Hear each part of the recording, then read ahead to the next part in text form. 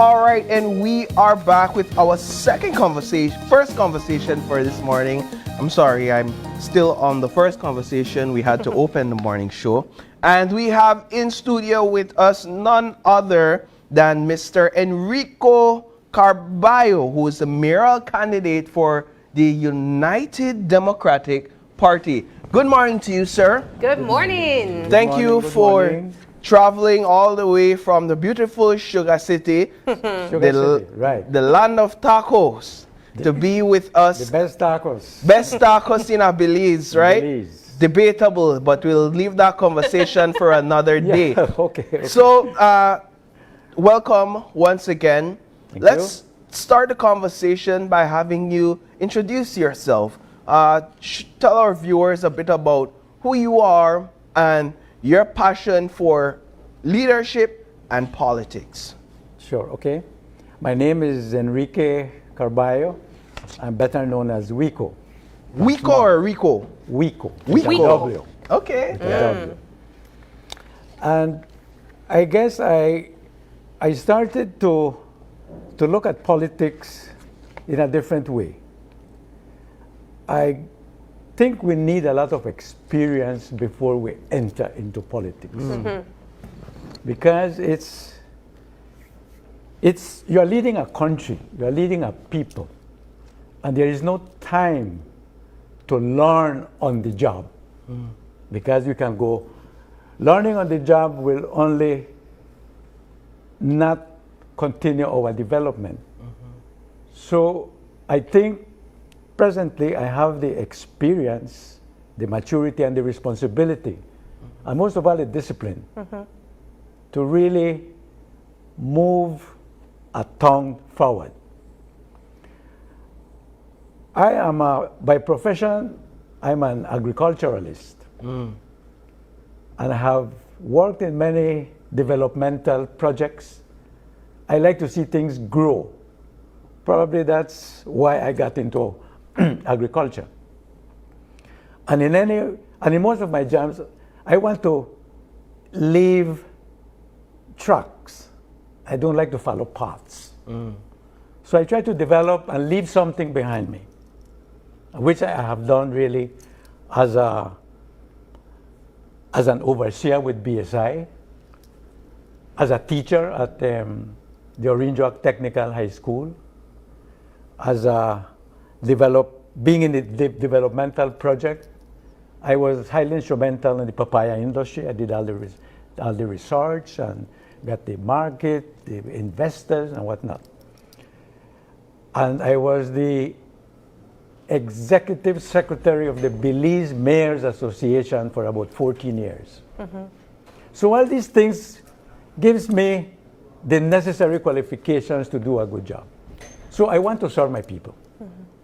Now, you're running in an area, in a municipality that one would consider to be a People's United Party stronghold, in the sense that we've seen the People's United Party lead in that area for years at the municipal level. Kevin Bernard, I'm thinking recently, right? I'm young. Kevin Bernard, then he moved to Mr. Shepherd. You also have 3 constituencies within the Orange Walk municipality. And one of those constituencies belongs to none other than the Prime Minister himself and the leader of the People's United Party. What makes you think or believe or say that you and your slate stand a chance against the Blue Powerhouse in Orange Walk? Well, it's a big challenge, of course.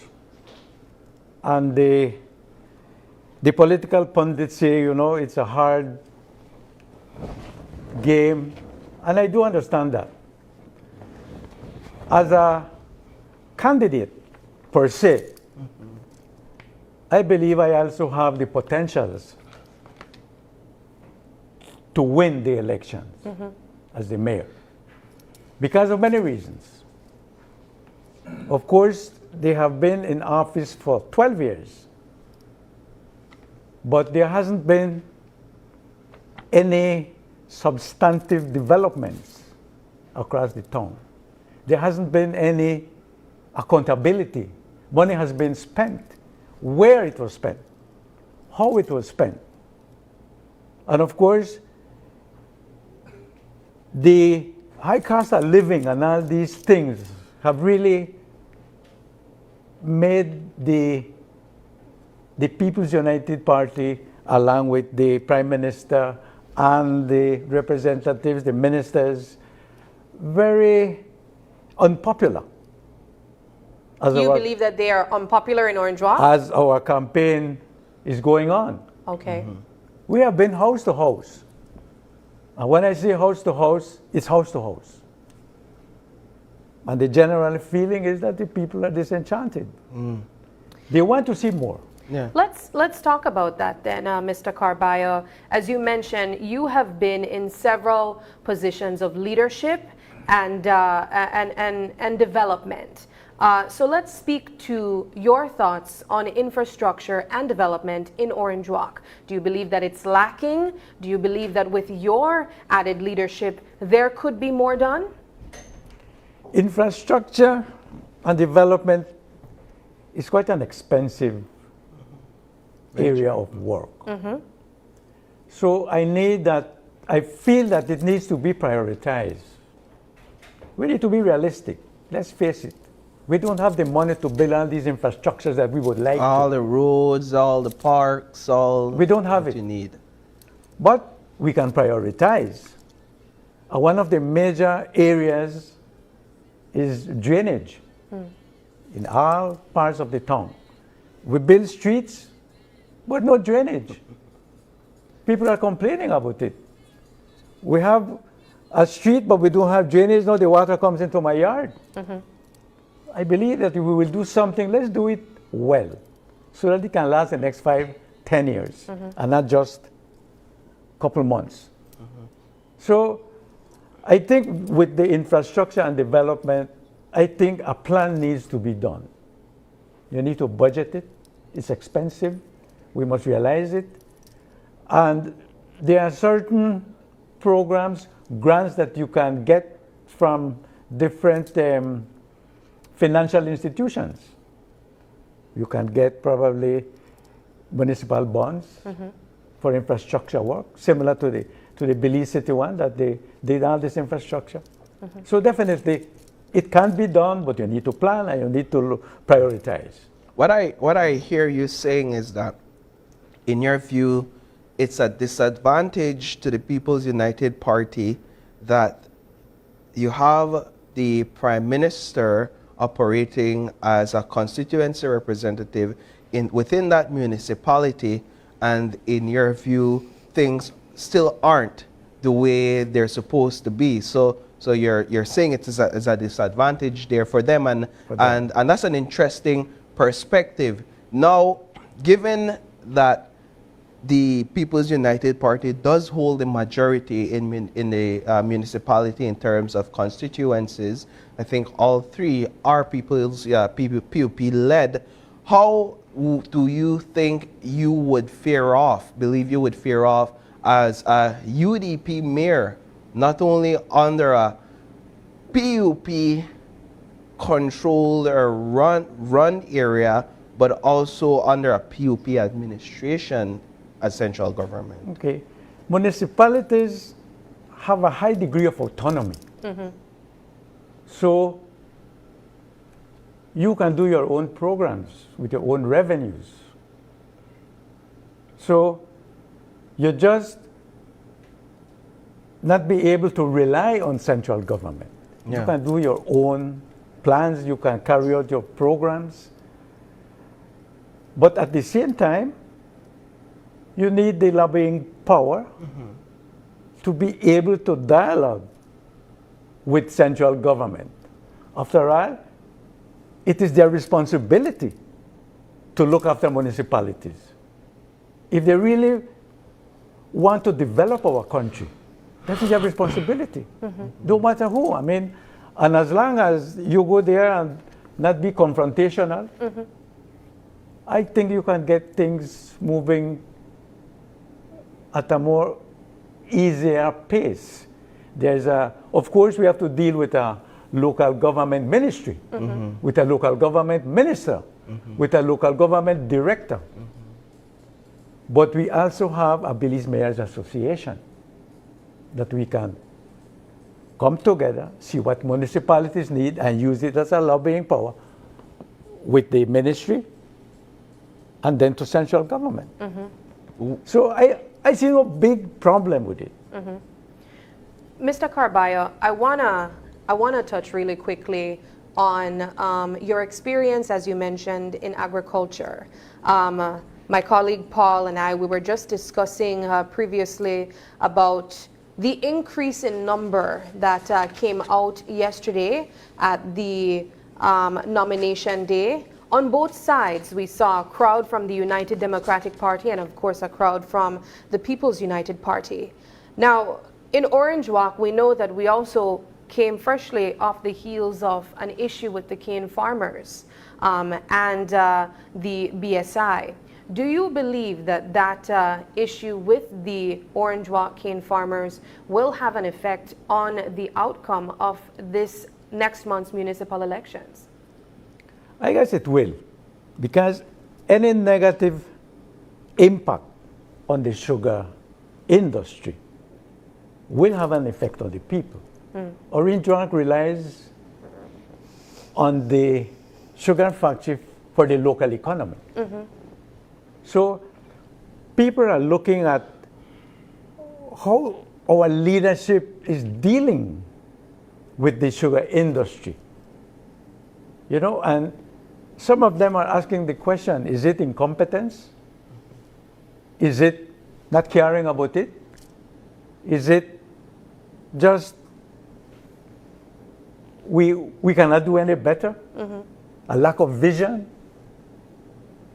And they are looking at it in a way that you're affecting our economy, because Orange Walk relies a lot on the factory with the workers and whatnot. So definitely it will have an impact, and they will say, listen, we really want to have better leadership.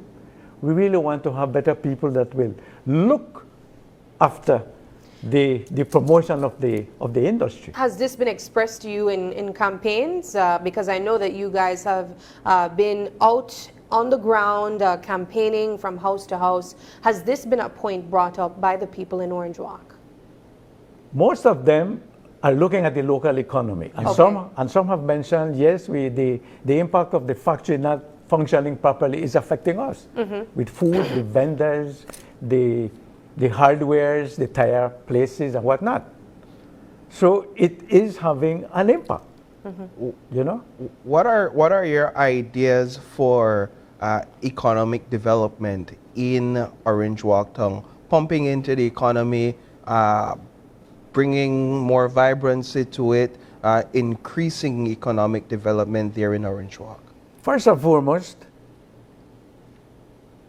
there is a necessity to look after our local economy. Yes. Because of the strugglings of the families to put food on the table. Now, in order to do that, we need to have a viable consultation with the business community and other stakeholders to be able to come up with a workable and achievable plan to build the local economy. We cannot do it alone. So we will rely on the community, on consultations to see how we can best do it. We just don't want to go and do something haphazardly, then it doesn't work. We need to take our time and make a good plan, put the right people to ensure that the local economy is addressed and to be vibrant and to be able to flourish in Orange Walk Town. At the surface, based on observation and your experience in Orange Walk, what are the products that you would say drives the economy in Orange Walk municipality? And just based on your understanding, what are the needs, some of the needs of those individuals who who drive those products that drives the economy? We need a new injection of economic solutions. And these could be, we are looking at ecotourism. Ecotourism is something that is growing. The national plan stresses on ecotourism. Orange has a river, has jungles. So we want to look at the ecotourism industry. We want to see where probably processing can be another area of work. We have, it's a farming community. Yeah. There are lots of products that are not on this, meet the standards for consumption, for fresh consumption. Something can be done in that area. We need to look at entrepreneurship with the young people. You have an idea? Come, let's see what we can do to move you forward. We don't want to depend on looking for a job because there's no jobs. Our youths are clamoring for more opportunities, apprenticeships, have training programs, and assist these people in bringing up their own ideas, artisanry, that can be help with different people that want to do it. Right. So, well, the food industry is growing. We have a good tacos industry, and they go all over the country. So, we want to do better. Our traditional foods, we can be a center of cuisine, culture, to come and, with tourism, you need to build certain attractions and promote your culture, promote your food. So that's where we want to be. Let's talk a bit about the crime situation as well. One of the topics that we've been bringing up with all the mayoral candidates is an issue that we've been noticing here from the media side, that crime has seemingly moved out of central Belize district to other parts of the country, other districts, Orange Walk included. What are your thoughts on that? In Orange Walk, crime is not a major problem. It's isolated. And if we look at the statistic, it's mostly on the youths, the young people. And I believe that poverty, the lack of opportunities, is a gateway to all these things. I believe in a proactive way to stop it. And the way to stop it is outreach to the young people. Have them busy, have them do other things. We talk about sports, but nothing much is done. We need to be more serious in addressing the problems with the youths. And it's an economic problem. All these crimes are a result of the economic issues that we are facing. But I do believe that we need a proactive approach to it. And you believe that proactive approach would be to provide jobs and economic empowerment to the younger generation? Exactly. They need more opportunities. They need more assistance. We need to educate them more in these areas, because sometimes these youths are the ones that school dropouts. During the campaign, I was talking to some of the youths, and I mentioned to them, we need more education. We need you to create more opportunities. And they bluntly said, well, there's no opportunities. On the point of young people, Mr. Carballo, I'm curious to know, is there an interest from the young people on the direction that the country is going? That has to do with both central government and municipal government. Are they interested in who their leaders are, in what is taking place in their municipality? What are your thoughts on that? It's very few. Very few people are interested in our local politics and national politics. I was talking to one of the youth. Most of them are not registered to vote. Oh. They tell you plain and straight, why should I register and there's nothing happening? There's all corruption, there's all this, there's all that, there's no opportunities. I met one youth and I asked him if he had registered. He told me no, and I won't vote either. I said, why? He told me, I just got a scholarship and when I go out, I will stay there. So we need a serious program to address this situation with the youths. And it has to do with education. It has to do with people talking to them. And we need to do it at the formal institution level. People, probably News 5 can go and have some sort of a dialogue with the youth so that they become more involved. We need more involvement, definitely. Yeah. And we are forgetting our youths. All we are doing is lip service. And I put it this way. Why do we want to take 40, 50 people to Dubai when we have our youths clamoring for opportunities? You know, where is our priority? So we need to prioritize, and that has to do with leadership. Leadership is in finding solutions, not problems. And leadership means you focus on the people. You don't focus on structures, on people. You have a progressive people, you have a progressive town, city, or country. Yes. Earlier I stated that Orange Walk has 3 PUP ministers. 4, I believe. 4. 4. All right. So you'll help me because I know it's Prime Minister Briceño. I know it's Mr. Kevin Bernard. I know it's Monchi Cervantes. Monchi is a Minister of State. Minister of State. But sorry, he's an era representative. My bad. And then there's Minister Mai. Yes. Minister. Right. So there's four elected government officials in terms of the central government level. And you stated that municipal bodies work with a level of autonomy and financially as well. There's a structure there for that. And you brought up the example of the Belize City Municipality where they float bonds.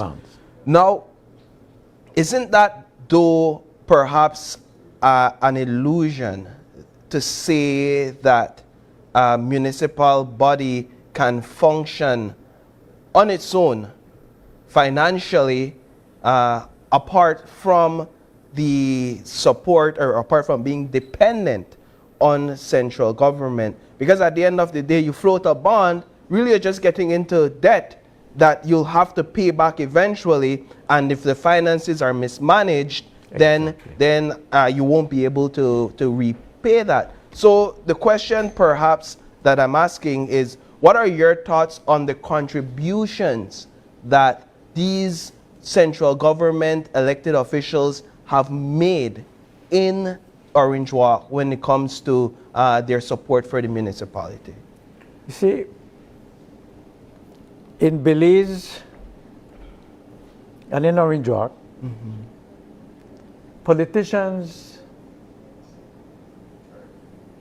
they manage politically. They want to maintain their power or their, and we need to change that. Because after all, it's the same people that voted for you that you are probably discriminating or victimizing by not providing some support to the municipality. Yes. So it is your responsibility as a representative to assist the municipality. Whether red or blue. Whether red or blue. But it's your responsibility. Okay. Mr. Carballo, let's get your input on transparency and accountability. If you become mayor and your slate is with you, how do you intend to ensure that the people of Orange Walk know what is taking place and you, of course, being accountable to the promises that you make to the people? Our manifesto, which I call the People's Manifesto, number one, we will govern with integrity, with transparency and accountability. That's number one. The people, taxpayers, need to know how their money is spent, how much money you are collecting. 12 years has gone with the People's United Party in power. We haven't gotten any. Millions of dollars have gone through their hands and the municipality. Where is it? And if you see the developments, it doesn't coincide with the developments that they have. They started doing streets, but because it's election time. Where is this money coming from? We want to know, where is it coming from? Are we borrowing it? If we win, will we meet Debt? a debt of these streets? That's accountability or transparency. We need to know. And taxpayers have a right to know. And that's what we are saying in our campaign. And we can assure, personally, and our team is assuring that that is the first thing we will do. Definitely, I want to assure that to Orange Kenyans. Your money will be well spent. You are representing a team with 4 women and 2 other men. How important was it for you to have a strong presence of women on that team?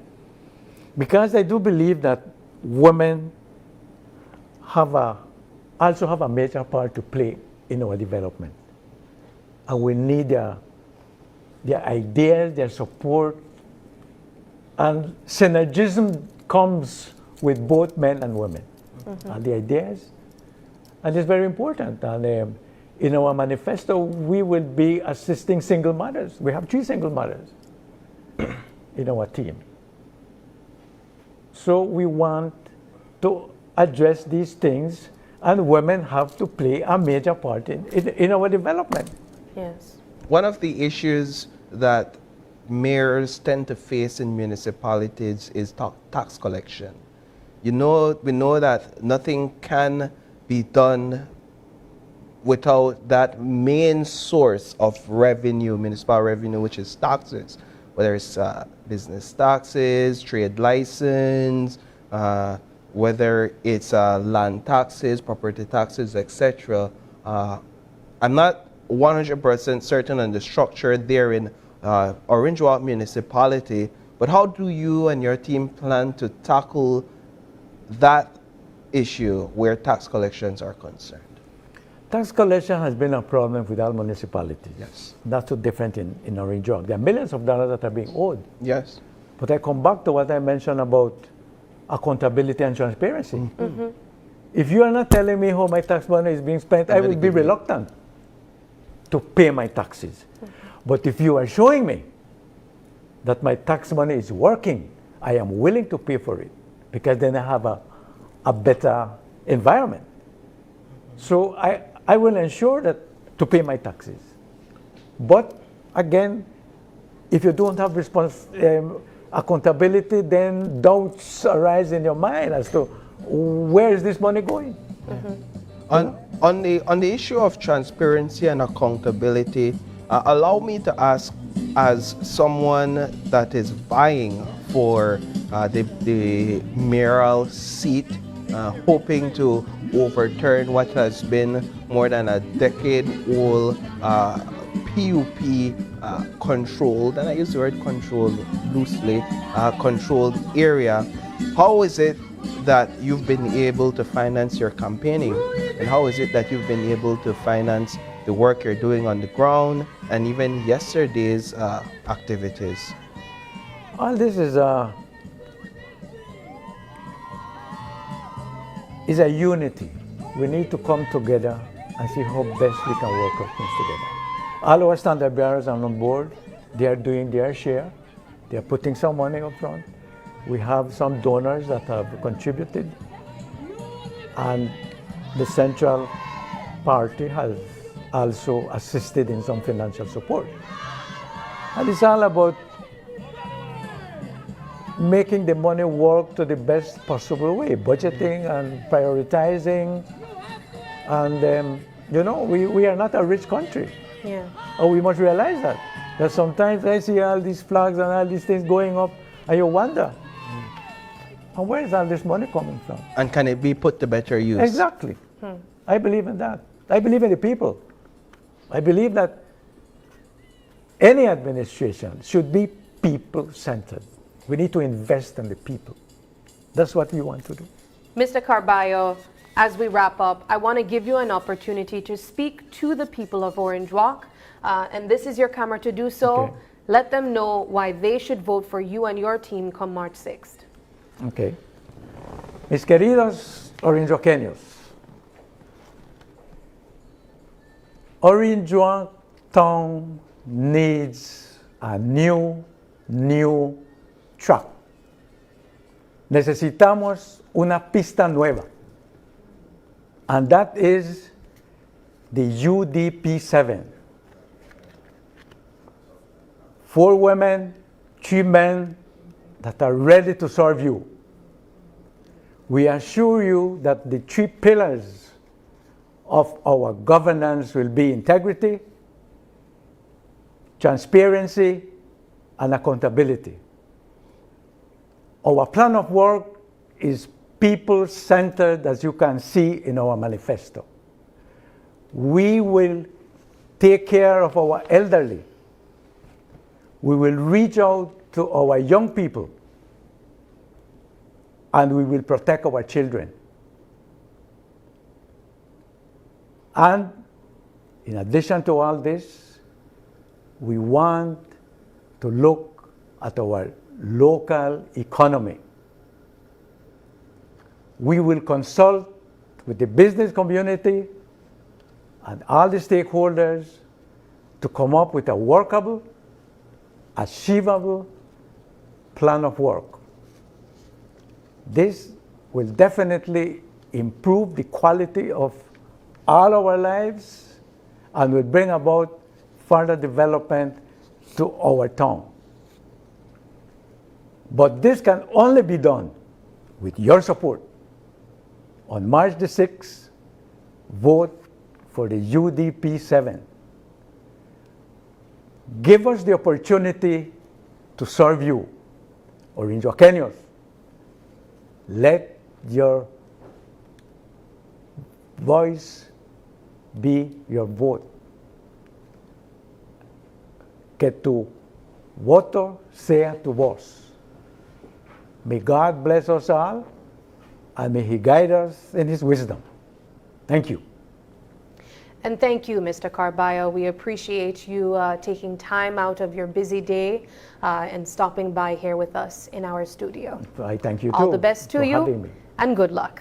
Thank you. Thank you. All right, we take a quick break, and when we come back, the conversation continues. When we come back, we'll be sitting down with mayoral candidate from the People's United Party, Ladrick Shepherd. Stay with us. We'll be right back.